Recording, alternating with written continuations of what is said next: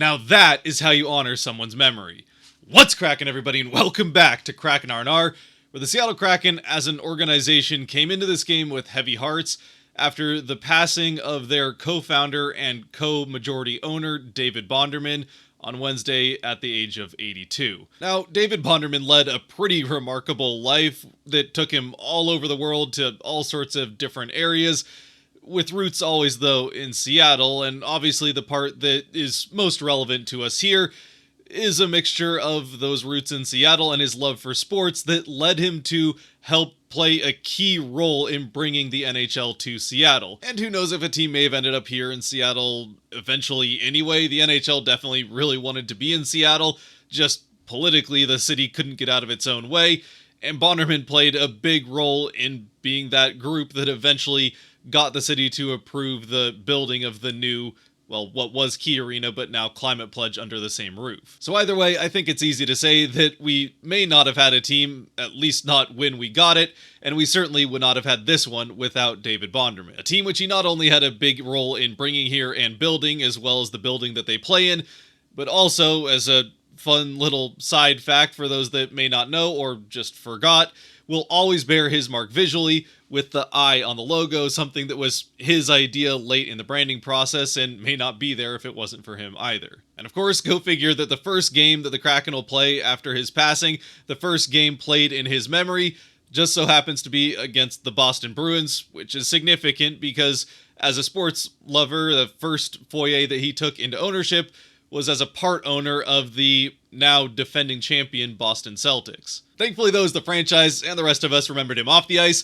The team remembered him on the ice in the best way that they can, by beating the Boston Bruins and doing it fairly decisively on home ice, taking this game 5-1, a game that, as we mentioned at the end of the last one, is a game against a Bruins team that has been struggling this season, and if the Kraken want to start getting more into that playoff race, this is one that they needed to take care of business in, and they did just that.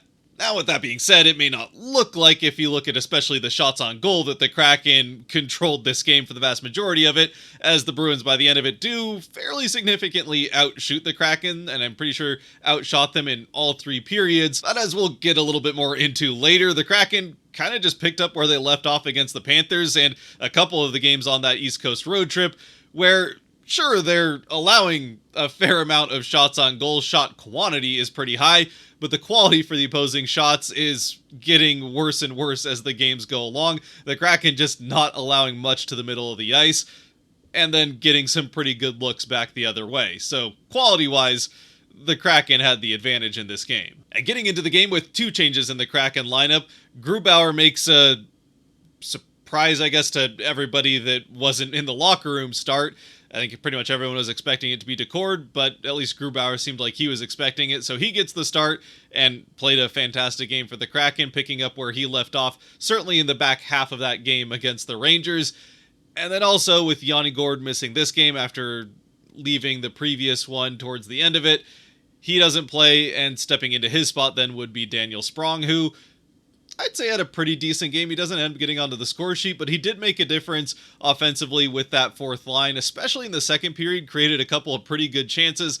They just didn't happen to find the back of the net. Now, almost right away to start this game, right off the opening faceoff, which the Bruins do win. I'm pretty sure it was Geeky that won it across from Beniers. The Bruins get it deep down into the Kraken end, around behind the net, where Alexiak goes after it, and he's met by David Pastrnak, who gets every bit of Alexiak's chin with his stick, and Alexiak goes right to the ice, leaves a trail of blood down into the corner, and then eventually to the Kraken bench. So the Kraken get a 4-minute double minor for high sticking, and right off the opening faceoff of that power play, it gets back to Beniers, who won the faceoff. He ends up taking it and then just kind of circles the puck down towards the goal line, eventually firing off a shot on net. It's tipped, and it's into the back of the net through the 5-hole.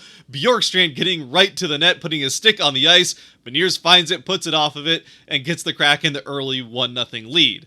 The Kraken nearly score then on the second half of that power play, which essentially then is just a 2-minute power play as they score 4 seconds into the first half of that double minor. They get a couple of good chances. One that did get past Korpisalo, but then is able, through all the hacking and whacking, to get back under him, and he's able to freeze it.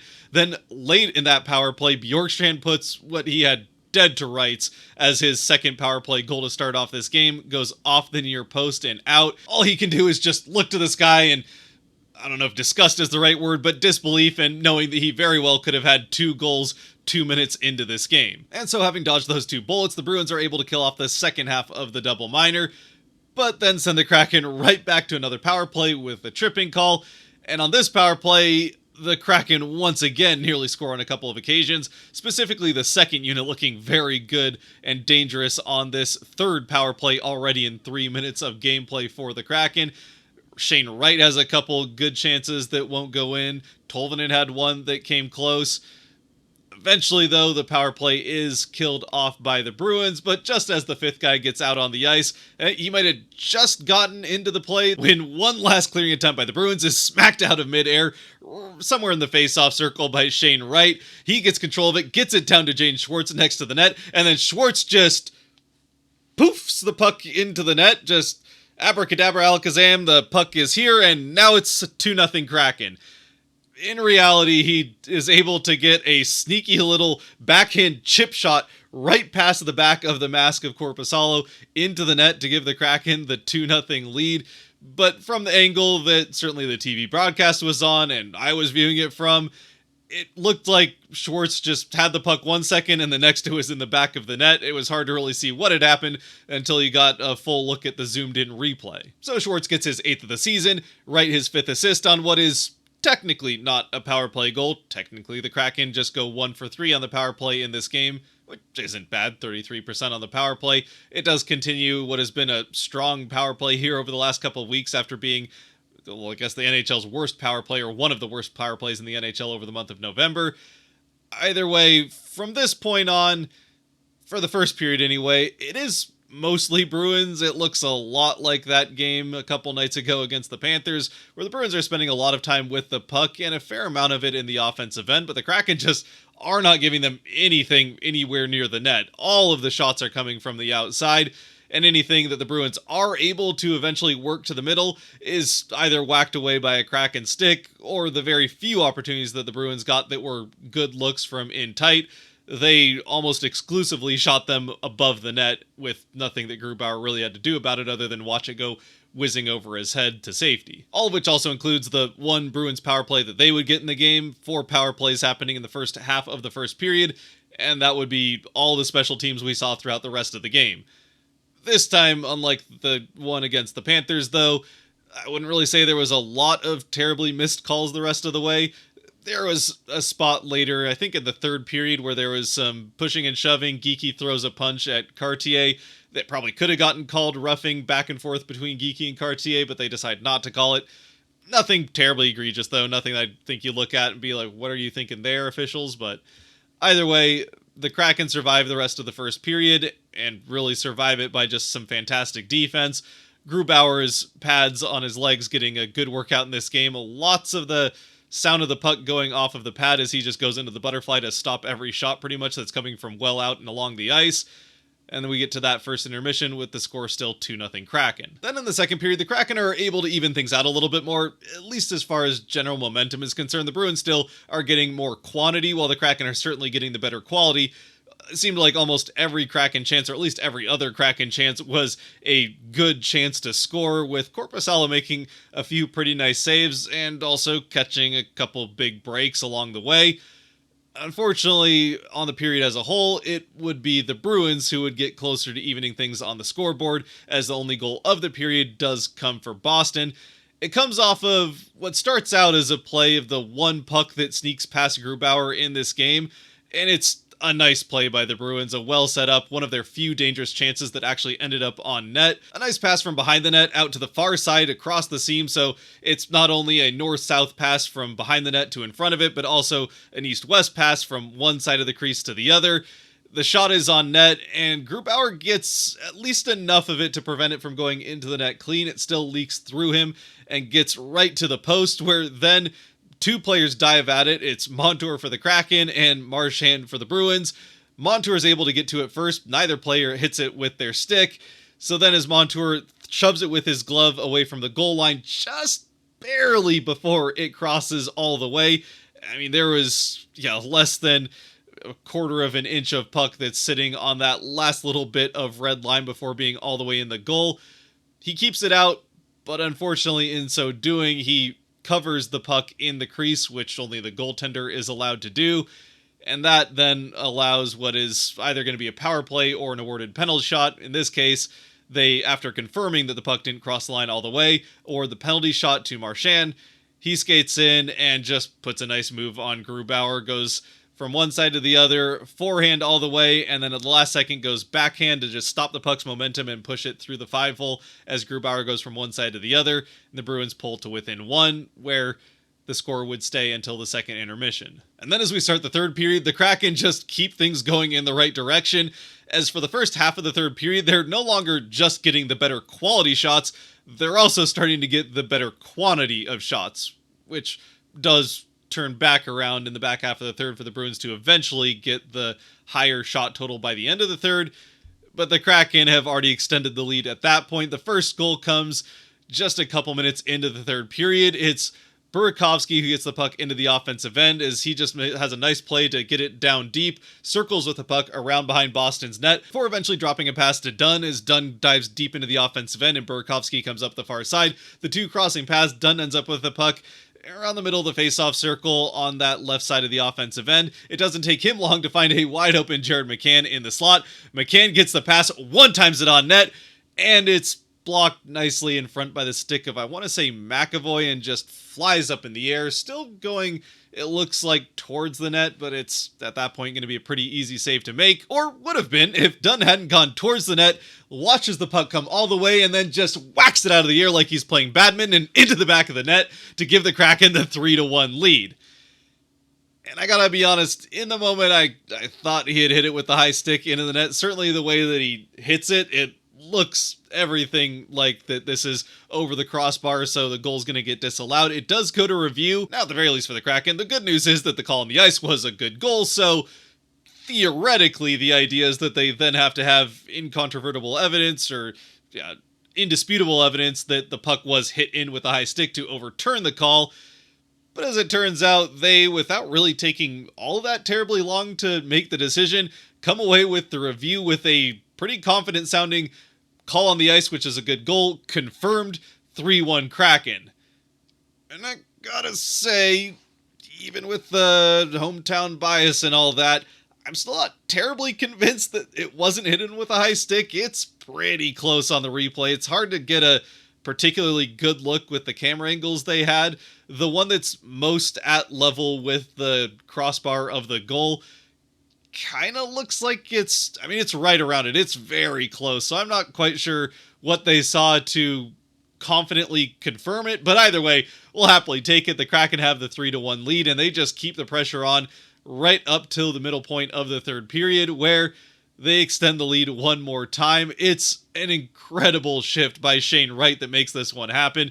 He keeps the puck in the offensive end at least a couple of times, just absolutely relentless on the puck throughout the entire thing. And eventually his tenacity is rewarded as he wins another puck along the boards down in the corner of the offensive end, gets control of it, a little bit of space, and he finds Bjorkstrand pretty open in the high slot, gets the pass quickly up to him for the one-time shot, and Bjorkstrand puts it off the far post and into the net to give the Kraken the 4-1 lead. Bjorkstrand picking up his second of the game. And if not for that post off the far side on that second power play early on in the game, could have been the hat-trick goal. Either way, the Kraken take the 3-goal lead here, and although the Bruins do press back for the back half of the third period, again, taking that third period lead in shots on goal and extending their game total shots on goal, once again, the Kraken just keeping everything to the outside. The Bruins get a couple shots in tight. Grubauer does make at least one pretty nice save here in the third period, but for the most part, the Kraken defensively making his job, I mean, he was busy, but not necessarily especially difficult with, aside from the busyness. And so eventually, with around 4 minutes, maybe a little bit less than that left in the game, the Bruins eventually pull Korpisalo for the empty net and the extra man out on the ice. It doesn't take the Kraken too terribly long to end up finding the empty net. It's a nice play by McCann to get the puck out of the offensive end. He gets it up to Tanev. Tanev eventually deferring back to McCann as he has two Bruins collapsing on him, but does have just about a half step on both of them. He ends up getting pulled to the ice as he's trying to fight for that empty net goal. The official's arm goes up in the air, so with this being an empty net, more likely than not, McCann was probably going to get awarded the goal anyway, but he, from a knee, is able to get to that puck first and scoop it into the empty net to get the goal, I suppose, a little bit more legitimately if you want to look at it that way. It's still an empty net goal with McCann kind of going through a bit of a scoring drought right now. Maybe this will be the catalyst that he needs. It kind of worked that way for Gord earlier on in the season. So hopefully McCann can now start scoring goals again, that dam has been broken.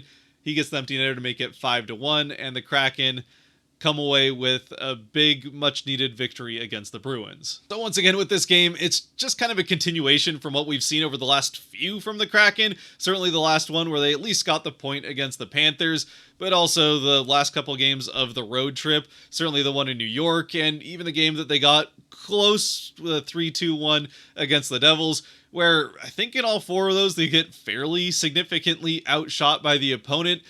But at the same time, the quality of shots are fairly equal by the end of the night, if not slightly leaning in the Kraken favor, as they might not get the quantity of shots, but the quality of the shots they do get is much higher, which, yeah, maybe you still would like to see a little bit more quantity that they get at times. There's still times or periods of games where the Kraken will go through and you just want to pull your hair out at them not taking a chance to shoot the puck on a 2-on-1 rush or something like that. But at the same time, it's not like they're giving up those good opportunities and then not getting any either. They're still creating a fair number of dangerous looks in the offensive end, whether that's on the rush or in this game, they're actually able to get set up a few times in the offensive end and create from that, or even just have some nice forechecking play like we saw from Shane Wright in that fourth goal for the Kraken. Just great play in the offensive end to keep the puck there and eventually find those good looks. Meanwhile, the other end of the ice, they seem perfectly happy to just let the opponent have the outside of the offensive end as much as they want, as long as you stay above the face-off dots and to the outside around the boards and by the blue line. Have at it. Fire the puck from there all you want. They'll just trust their goaltender to make any stops to be able to see the puck. They're also doing a good job clearing opponents from out of the front of the net, making sure that any shots that are coming from the outside aren't getting screened or any easy tip-ins. And another part of that too is they're also doing a good job of tying up opposing sticks of anybody that does try to get to the front of the net, making sure that guys on the opposing team aren't able to just put their stick wherever they want to try to get a tip in or a redirect on shots coming from the outside, as well as making sure that they don't have full control over where their stick's going to go if a rebound does come out from one of those shots. And in this game, there were a lot of rebounds, a lot of those shots from the outside along the ice, so they're off Grubauer's pad, and he was doing a pretty good job of controlling rebounds. I think only 2 or 3 maybe end up going to Bruins players, and none of them were in a way that they could get a rebound shot off of. There's one off Trent Frederick that just kind of goes between his legs. He couldn't really get to it. A couple of other guys just have the puck bounce weirdly on them. So, I mean, maybe there's some amount of the Bruins just not getting bounces on the rebounds, but Grubauer doing a good job of controlling rebounds, the ones that he was letting up, and also just seeing the puck well on those shots coming from the outside and any traffic that might have been in front of him. And just to drive all of that home a little bit more, I think the shot chart heat map from this game is about as good of a depiction of what I was just talking about as you're gonna see.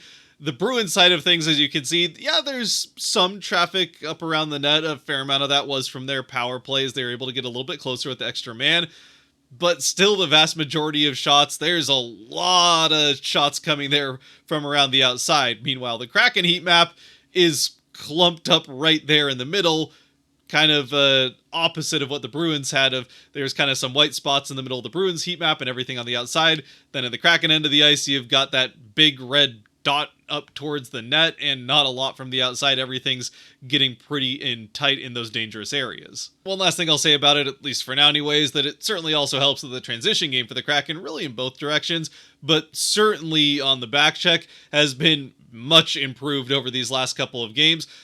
Even towards the beginning of the road trip, but certainly in those 3 games that they lost before the road trip started, The thing that was hurting the Kraken the most was just some absolutely horrendous back checking and getting back on defensive transition.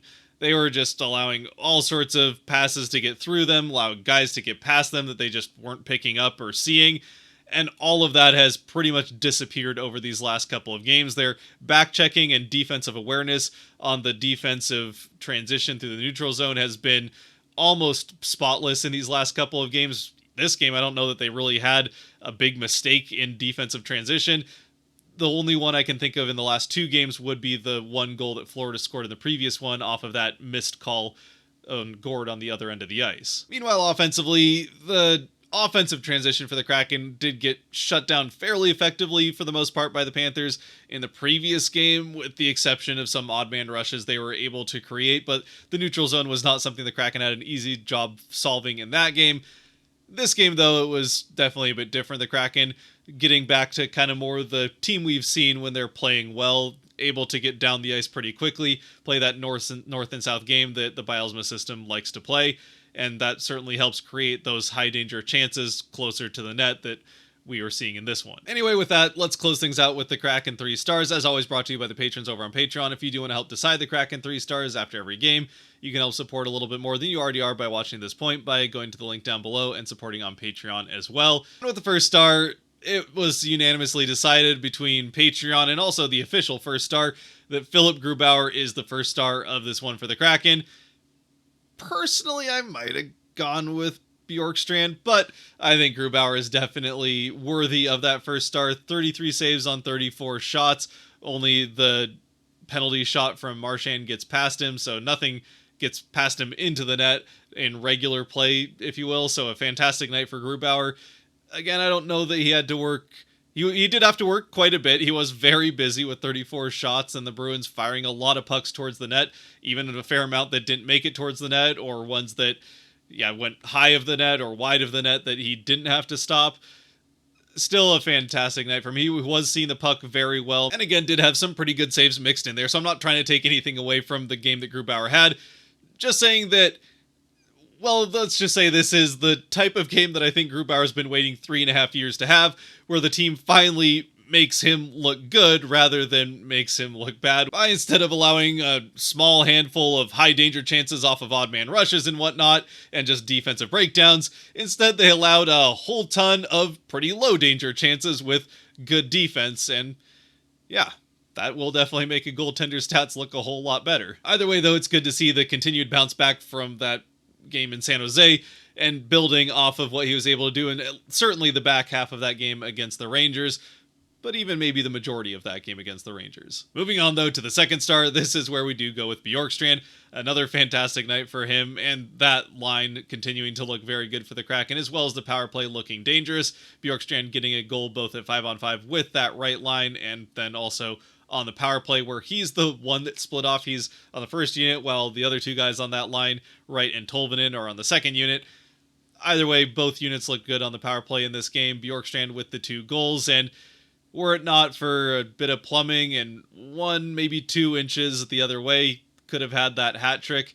But at least the way he's going right now, maybe it's still in the cards for him later on this season or in these next couple weeks, who knows. And finally, with the third star, well, personally, I would have, not disagreed with the official stars and gone with Shane Wright here. I think he had a fantastic game, and even outside of getting 2 assists on the board, he was an absolute driving force one more time for that line, and also had a couple of very good plays, very good chances on the power play that didn't convert. So it just continued to build off of what has been a night and day difference for him since he got scratched for those couple of games, playing with way more confidence, you can tell, out on the ice, not thinking nearly as much, just reacting and using his great hockey instincts to put him in the right places at the right times and all that. Either way, the people have spoken, and Patreon gave the decision for me to go between Burakovsky and Schwartz for this third star. Both very, very deserving of a star in this game, played great games. Schwartz had, I would say, the best way I could describe it is a pretty cheeky game. He had not only the one that he scored on early on in the game, but a couple more of those shots where it looks like he's going to pass it, and based off the Jaden Schwartz that we've watched for 3.5 years now, or at least the parts of it where he's healthy, you just kind of expect him to wheel the puck around the boards or pass it off to someone else, and then he just kind of fires off a shot. And, well, one of them went in, another couple of them do get saved by Korpisalo, but just kind of one of those nights where it seemed like he was feeling a certain kind of way and just trying things out there. So that was kind of fun to watch. I think I will go with him as the third star, even though Burakovsky had a good night. Obviously, he helped set up that play for the fourth goal. And I'm not going to lie, I kind of wanted to go with him just because I feel like even though he's still really fighting it when it comes to point production, just like McCann, his line mate, is right now, he's doing a lot of the right things and setting things up, and it's just not quite bouncing right for him. He had a couple of opportunities in the hack and whack around the crease where the puck looked like it was his stick, puck, net, and just something happens where as he's trying to swing at it, it gets batted away or something like that. He's just not catching any of the breaks. McCann kind of that same spot, so that line, well, eventually they'll break out and start scoring a whole bunch. Anyway, with that, I'm starting to lose my voice a little bit here, so I'll leave it to you down in the comments section. What do you think about this game? Where do you think about where the Kraken are at right now, how they're playing, and who your 3 stars would be, how we feel about going into this game against Tampa, and then a couple winnable games against Ottawa and Chicago coming up here as we get closer and closer to the Christmas break. Until next time, though, stay safe out there, be good to each other, God bless, and go Kraken. And thank you, David Bonderman, for all that you've done for Seattle and this sports community.